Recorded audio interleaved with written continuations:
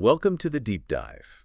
Today, we're really zeroing in on something every golfer knows well, putting. That's right. You sent over this puddleized seminar curs.pdf, and honestly, it feels a bit like getting a cheat sheet for the greens. It does, doesn't it? It breaks things down really clearly. So our aim today is to pull out the core skills from this thing, help you, our listener, get a much better handle on what actually makes a good putt. Yeah, move beyond just gut feel. Think of it as like your fast track to more confidence, maybe fewer three putts, hopefully. Exactly. Putting can seem all mysterious, but this seminar, it really shines a light on the fundamentals that separate consistent putters from the rest. Okay. So we're going to break down the 4 big skills they highlight.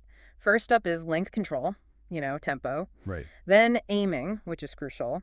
After that, the swing itself, the mechanics. Okay. And finally, reading the greens, which, well, that can be tricky. Yeah.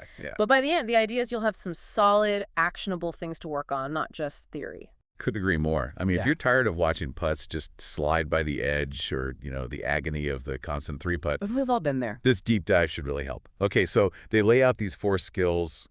Seems like they kind of build on each other. Where do they suggest we start? What's the base layer? Well, the seminar really hammers home this point. Tempo. It's the foundation. Tempo, okay. So many golfers get obsessed with the line, the break, but inconsistent speed. That's often the real culprit behind missed putts. That makes sense. Think about it. If you can't reliably judge how far the ball's going to roll. Your perfect read doesn't matter much, does it? Exactly. You're basically just guessing on the distance part. Yeah, could see that. It's like trying to land a plane without knowing your airspeed. Yeah. The seminar mentions that if you hit it too hard, the ball just skids, right? It ignores the break. Totally ignores it. Might even hop over the hole sometimes. And then the opposite, too tentative. And just dies halfway there. Or gets grabbed by every little slope. Doesn't even have a chance. Right, so getting the speed right is paramount. And they actually get pretty specific about what good speed looks like. They talk about aiming for about 3 to 4 rotations per second on the ball, Wow, okay. with an initial speed around, say, 1.2 miles per hour, slowing down to maybe 0.09 miles per hour right at the hole. That sounds technical, but I guess the point is precision matters. It really underscores how critical that initial push is. Getting that right gives the ball the best chance to actually fall in, and it definitely cuts down on those 3 putts. It's about the quality of the roll. Okay, so we understand why consistent speed is crucial, but how do we, actually develop it? The seminar breaks length control into 3 principles. The first one seems pretty intuitive. Backswing length controls distance. Yep, longer backswing, longer roll. Pretty straightforward. But the next 2 add more nuance. Right. They stress that your tempo, the rhythm of your stroke, needs to be constant. Always the same rhythm. Regardless of putt length. Exactly. 2-footer, 20-footer, same beat. That rhythm is what drives your distance control. And the third part is developing rhythm feel, like an internal sense for the distance. Yeah, training your instinct for how much oomph is needed, but keeping that tempo smooth and consistent. So bringing it back to the listener, if you can nail this length control, It really is the cornerstone. Everything else gets easier. you read putts better because you know the speed, You approach long putts with less fear, knowing you can lag it close. and hopefully fewer 3-jacks. That's the goal. Less stress on the greens. All right, so we get the why. Let's talk how. The drills. They mentioned a core putt drill, 3 balls, flat surface, same swing. Yeah, same backswing, same follow through for all 3. But then there's a twist, turning your head after the 3rd putt. What's that about? It's clever, actually. By turning your head right after impact, you shift focus from seeing the result to feeling the stroke. Ah, okay. It helps embed that tempo feeling, that rhythm, without being biased by whether it went in or missed. You're encoding the feel itself. I like that. Training the muscle memory without the visual judgment. Okay, next drill. The ladder drill. Setting up tees, like 1 or 2 meters apart. Yep, and you put to each tee, but the key is... Stop it just short of the target tee. Exactly. No going long. Absolutely avoid hitting it past. So that really forces you to dial in the speed control for different distances. Precisely. It hones your ability to avoid that common mistake of just blasting it past the hole. Okay. And the last one for length control. 1 putt distance drill. This sounds like calibration. It is. It's about consciously observing. Okay, with my standard tempo, this length backswing makes the ball go this far. So you're building your own internal yardage book for your putting stroke. You got it. Creating that mental library. Super useful for those tricky in-between distances you face on the course. Makes total sense. Okay, foundation laid. Tempo and length control. Right. Where does the seminar take us next? Next up is aiming. And they hit you with a pretty blunt statement right off the bat. Which is... What you don't see, you can't hit. Huh. Direct? Okay. Yeah, it makes the point that you could have, like, the perfect, technically sound stroke. But if you're aimed wrong... It's game over before you even start the putter back. Yeah. The ball has almost no chance. And this is where a lot of us probably mess up without even realizing it, right? Oh, definitely. You feel like you're lined up right, maybe take a quick look. But there are subtle things that can throw your aim off completely. Like what? What are the common pitfalls? Well, one big one is not accounting for your dominant eye. That can really skew your perception of the line. Interesting. Another is the putter face itself might be just slightly open or closed at address, even if it looks square to you. Okay. And then there's your body alignment, shoulders, hips, feet. If they're not lined up parallel to your intended start line. Your body might subconsciously try to compensate during the stroke. Exactly. It tries to fix the misalignment, which leads to inconsistency. And frankly, a lot of golfers just don't have a consistent pre-putt routine that includes a deliberate aiming step. So we need to be more methodical, less reliant on just a glance. What's the process they recommend? A 3-step technique. Yeah, pretty clear steps. Step 1, figure out your target point. And that's not always the hole, especially if there's break. Crucial distinction, yeah. It's the specific spot on your intended starting line that you need to aim the putter face at, considering the break and your intended speed. It's your initial focus. Got it.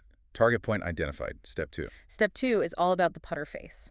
Align the face, the leading edge, precisely at that target point. And focus only on the face at this stage. Yes. Ignore your body for a second. Get that club face locked onto your start line. Okay, face is set. Step 3. Then you align your body, shoulders, hips, feet, parallel to that target line you just established with the putter face. Ah, like setting up parallel train track. Exactly. Face first, then body aligns to the face's aim. This sounds really solid, deliberate. And the seminar makes it clear. Aiming isn't magic, it's a learnable skill. Nailing this step prevents so many misses right from the start, and it builds huge confidence. Makes sense. So how do we practice that? They must have drills for aiming, too. They do. First one uses an aiming mirror. They call it the Zielspiegel drill. A putting mirror. How does that help specifically? It gives you instant, objective feedback. You can check if your putter face is actually square, where your eyes are relative to the ball, ideally directly over it or slightly inside. You're interested in our alignment, too. Yeah, are your shoulders parallel to the target line?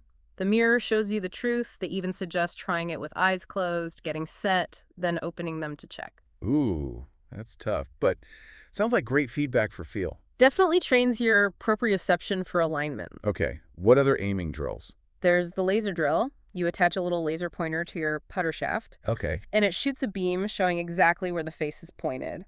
Really good for indoor practice against a wall or something. No ambiguity. I can see how that would make misalignment obvious. And the last one. Index card test. Card tie curtain test. Simple but effective. You just draw lines on index cards, one straight, maybe one slightly left, one slightly right. And the drill is? You aim at a specific card and try to determine visually if your putter face matches, say, the center line, or if it's pointing slightly left or right according to the lines you drew. It sharpens your visual precision for alignment. So all these drills are about heightening awareness, training your eyes, and building a reliable aiming routine, moving past guesswork. Exactly. Okay, so we've got tempo as the foundation, aiming as the direction setter. What about the actual stroke, the swing itself? Right, the swing. The seminar starts this part with a great phrase, guide the putter, don't swing with violence. I like that too. Sets the tone immediately. Yeah, it instantly tells you putting isn't about power. It's about control, feel, rhythm, creating something repeatable. And they describe the ideal stroke as biomechanically simple, natural feeling, and something you can do over and over again without much variation. They lean heavily on the pendulum analogy, right? Yeah, very much so. It's the core concept for the mechanics. What are the key parts of that pendulum motion they highlight? Well, the shoulders are the engine. They control the backswing and the follow-through. Okay. Arms should just hang loosely, no tension. Relaxed arms. And the hands. Yeah. Use that term, dead hands.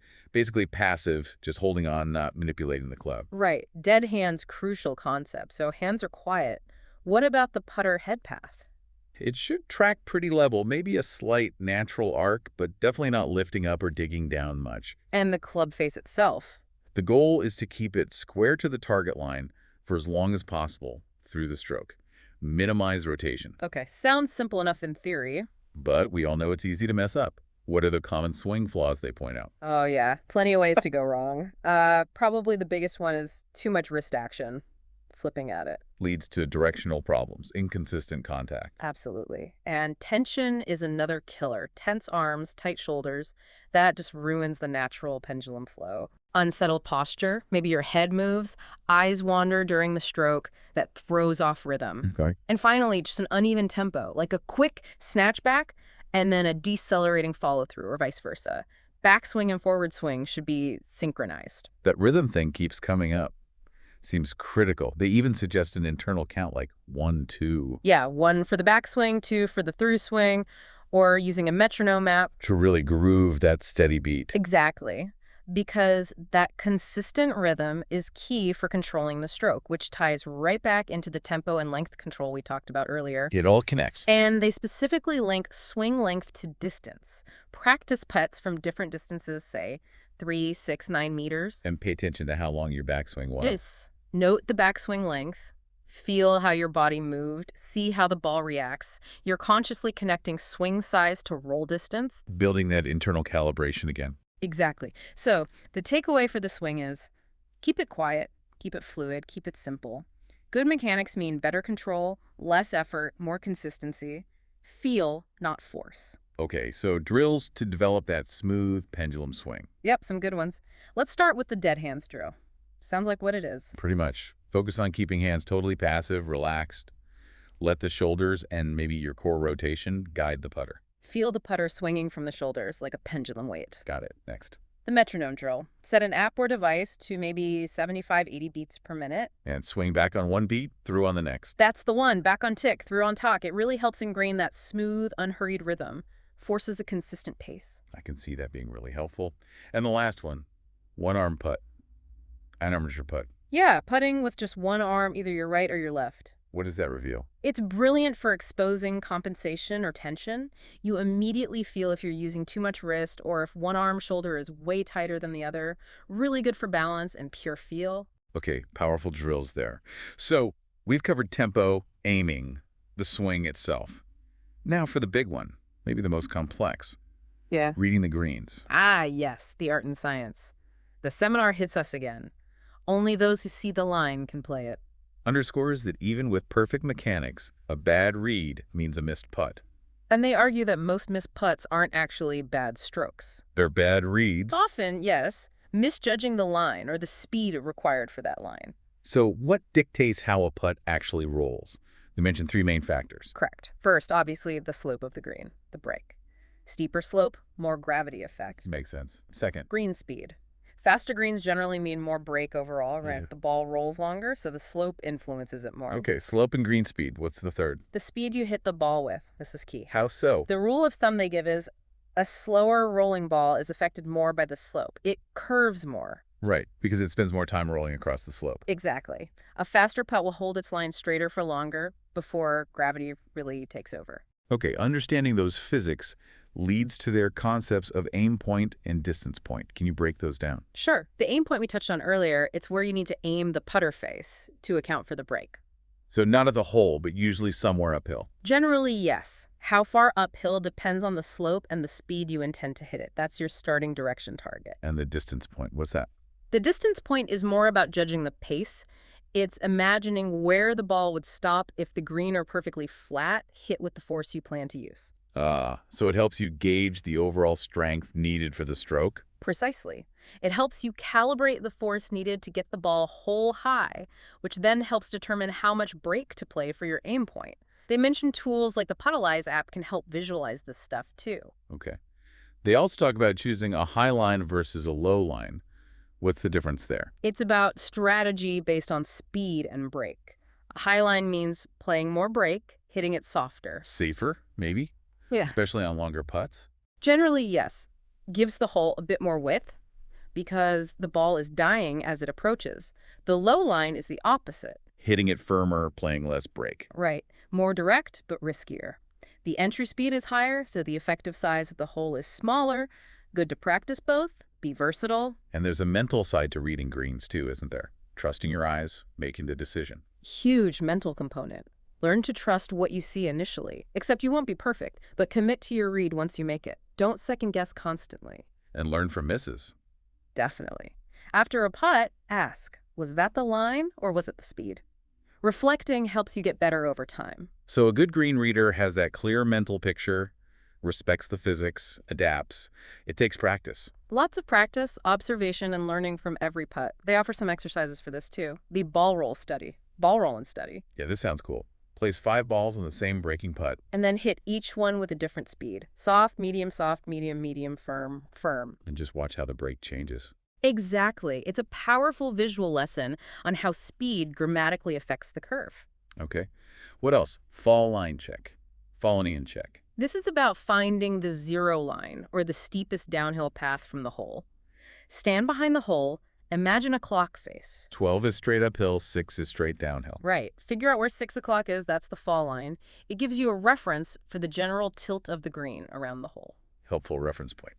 And the last one, visualization and imagination. Before you putt, mentally trace the ball's path. See it rolling along the line you've picked, curving into the hole. Engage your intuition. Yeah, see if your gut feel matches your visual read. It strengthens that connection. So these drills train your eyes and your brain to better interpret those subtle slopes. Exactly. Okay, so that wraps up the 4 core skills from the Puddleize seminar that we've dived into. Yeah, quite a journey. We started with the absolute foundation.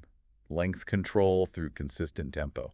Then move to that crucial step of aiming accurately face first, then body. Followed by the mechanics of a smooth pendulum swing, focusing on rhythm and feel. The dead hands. And finally, tackling the complexities of reading greens, understanding slope, speed, break, and using visualization. It really drives home that putting isn't just one thing, is it? Not at all. It's this blend of technical skill, tactical awareness, and mental strength. But the seminar's message is positive. It is learnable. Through focused practice on these areas. Right. That's how you build the feel, the control, and ultimately the confidence on the greens. So for everyone listening, here's a thought to take away.